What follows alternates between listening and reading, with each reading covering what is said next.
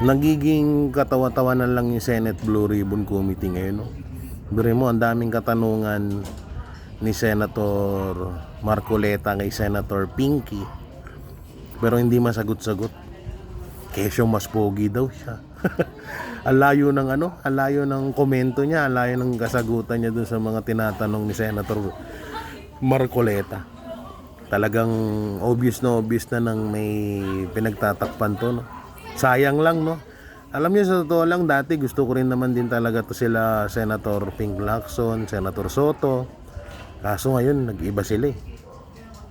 Alam mo yung halatado mong may kumukumpas sa kanila at halatadong kinukumpasan sila, 'di ba?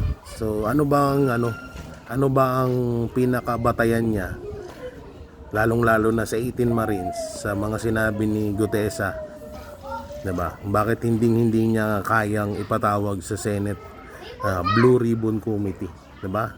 Kung yung mga katulad niyan, yung dalawang babae na witness niya, hindi nga natin kilala yun, naka-face mask, pati mata hindi natin makita, pero pinapaniwalaan. Samantalang yung 18 Marines, nakilala ang pangalan at pati yung mga mukha kitang kita, pero hindi man lang magawan ng action ng Senate Blue Ribbon Committee. Tapos tinotolerate pa ng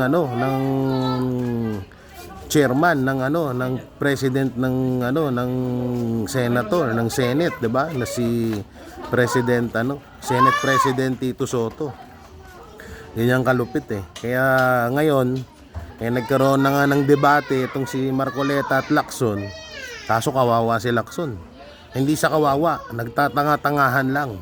Alam niya naman, kaya niya naman sagutin sa totoo lang yung mga katanungan ni Senator Marcoleta. Kaso nagtatanga-tangahan siya dahil may pinagtatakpan nga. So ngayon, mga banateros, kayo ba?